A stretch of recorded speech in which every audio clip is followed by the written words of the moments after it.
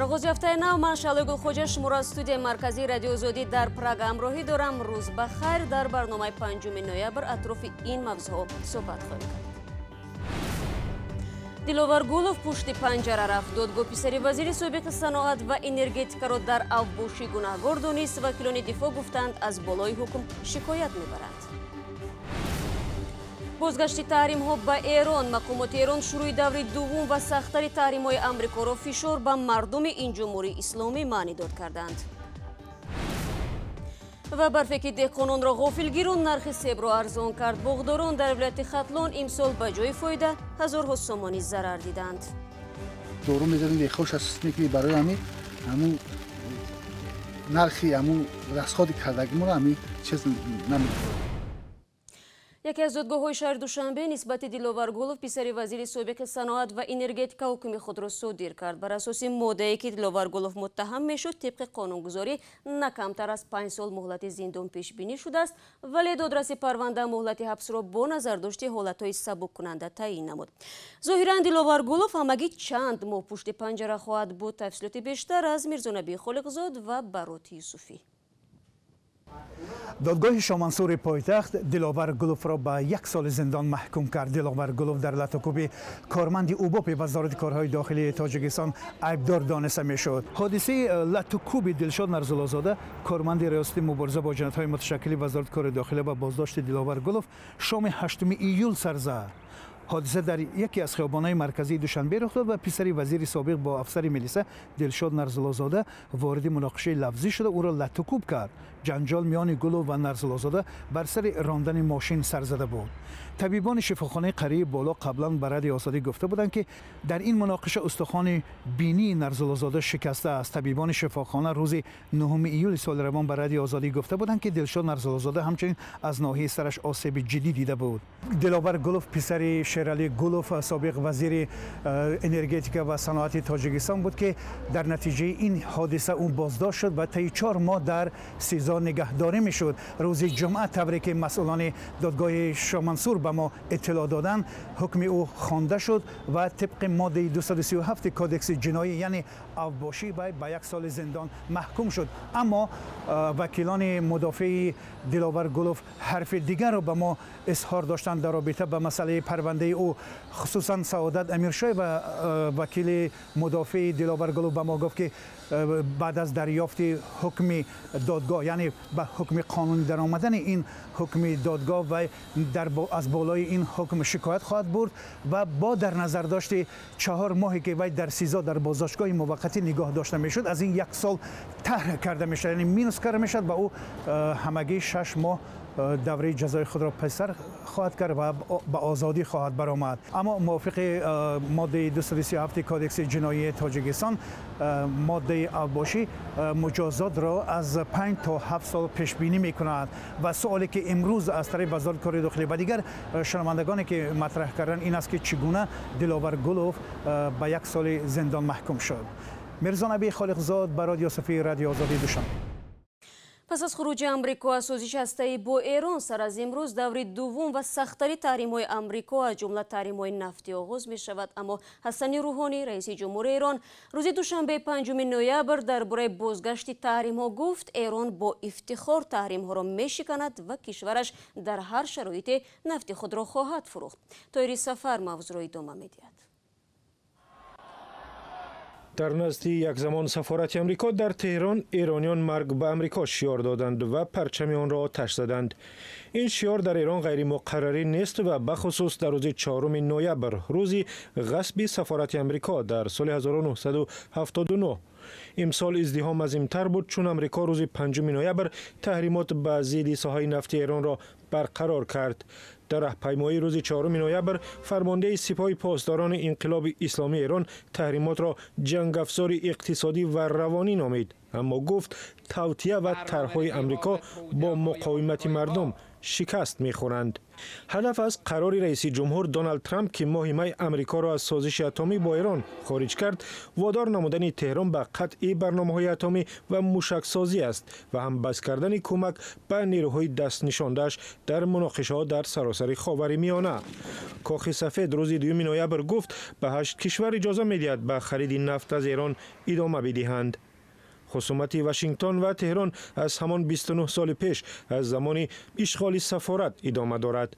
دانشجویان تندرو در روز 4 نوامبر سال 1979 بعد سقوط شاه ایران سفارت آمریکا را اشغال کردند. 52 آمریکایی را برای 444 روز گروگان گرفتند و از آن روز دو طرف دشمن شدند. رو می‌آوریم به موضوع دیگر. ولادیمیر پوتین رئیس جمهوری روسیه با یکم ریخش کنسپسیای سیاست دولتی مهاجرت را به این کشور تصدیق کرد. این سند که 3 سال اخیر اطرافش بحث و زیاد بود، سیاست دولتی روسیه را در رابطه با مهاجرت تا سال 2025 معین می‌کند. روسیه بزرگترین کشور مهاجرپذیر در قلمرو کشورهای سابق شوروی است و سالانه میلیون‌ها نفر مهاجران کاری را می‌پذیرد.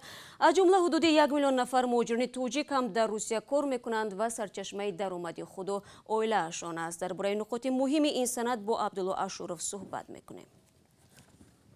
عبدالله سلام، تا آنجایی که با محتوای کنسپسیای آشنا شدی، سیاست روسیه در رابطه با مهاجرت در 5 سال آینده چگونه خواهد بود؟ آیا تغییراتی در این زمینه در نظر هست یا نه؟ سلام شهلا. نخست اینکه در این حجت روسیه مهاجران را به 2 قسمت جدا میکند. گروهی که میخواهند کاملا به روسیه برای زندگی و مقیم شدن آیند و دوم مهاجرانی که موقتا در مهاجرت کاری در این کشور هستند.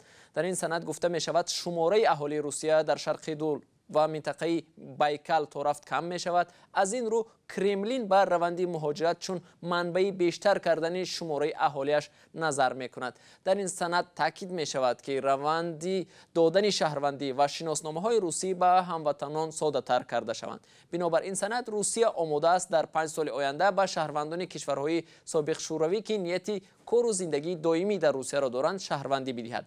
اما تاکید می شود که برتری به آموزگاران، دختران و مهندسان و صاحبکاران داده می شود. یک تاکید دیگر این است که آنها به شهروندی پذیرفته می شوند که آماده‌اند به جامعه روسیه همایش یابند و عرف عادت عنعنه‌های این کشور را قبول و رعایت کنند.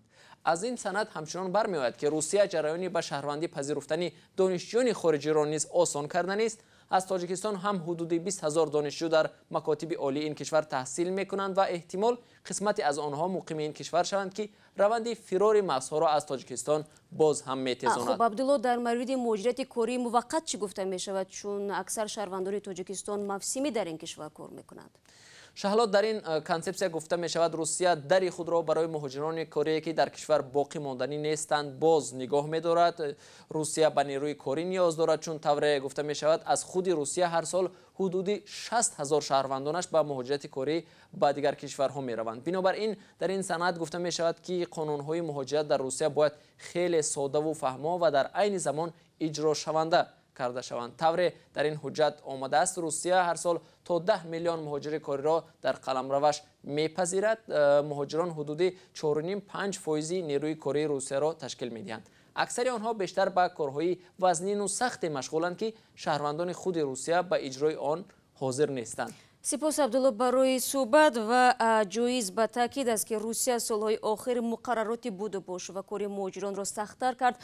از جمله داشتن پاتنت کاری هر ماه تقاضا می شود. گرانی تهیه این سند و رسمیات دیگر شرایط بود و باش مهاجران تشنه کار و درآمد را به مراتب وزنین نموده است.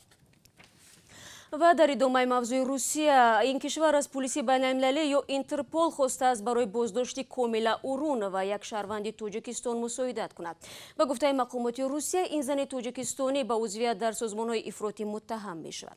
درباره این زن در صفحه رسمی اینترپول معلومات زیادی نیست و فقط گفته می شود که او 35 ساله است و زبان تاجیکی، ازبکی و روسی را می داند. ظاهراً این زن تاجیکستانی در عراق و یا سوریه قرار دارد.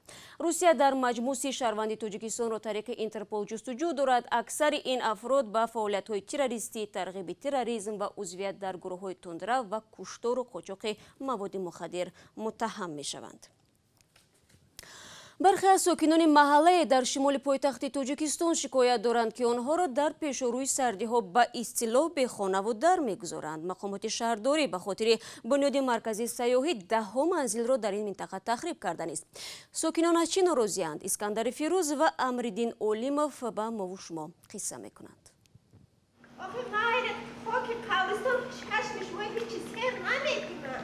ساکنان محله ورزابگیس روزی 2 نوامبر به دفتر رادیوی آزادی در دوشنبه آمدند و گفتند مقامات میخواهند آنها را از منزلهایشان که 10 سال در آن سکونت داشتند به پرداخت جبران بیرون کند.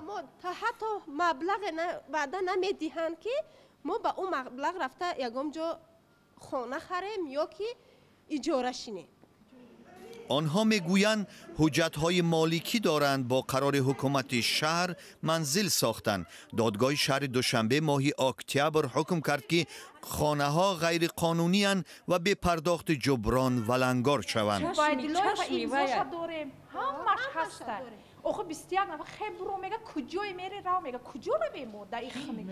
ساکنان خواستند به دادگاه عالی شکایت برند، اما مأموران را هفته گذشته در نزد خانه‌هایشان دیده نگران شدند.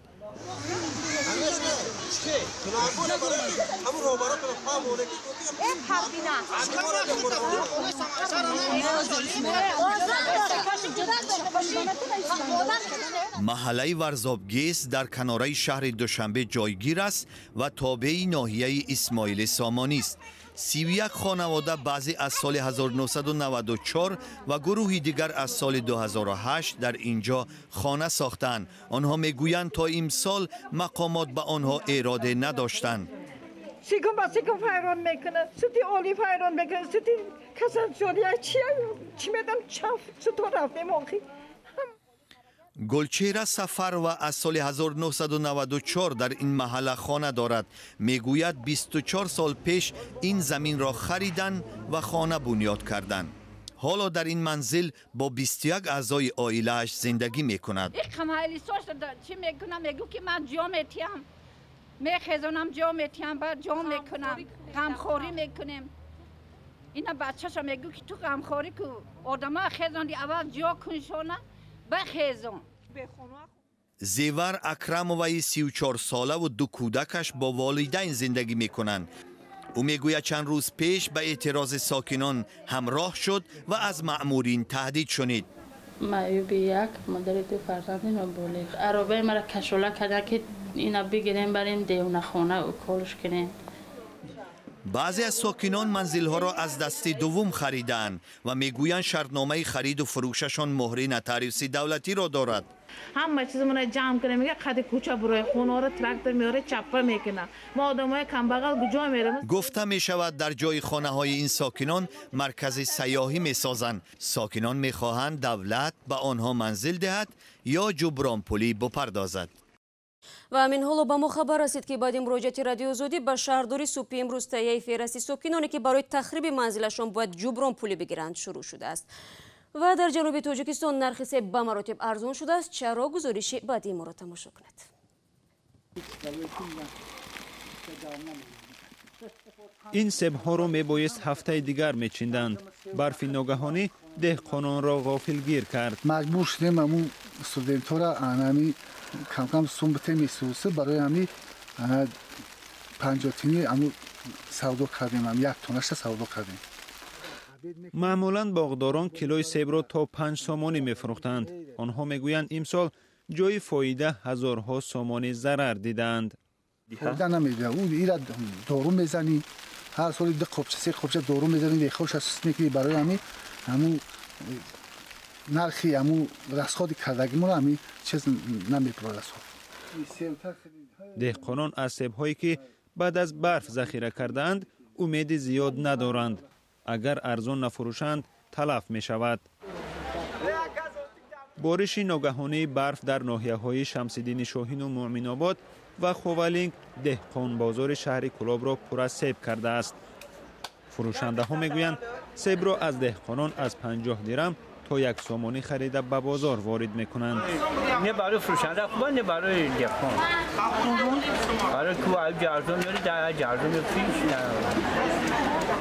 بارش بروقتی برف امسال و پایین آمدن حرارت هوا نه تنها به حاصل سیب همچنین به حاصل کارتوشکا و دیگر زراعت‌های تیره‌ماهی تأثیر کرد. برنامه ما پایان است. خدا نگهدار.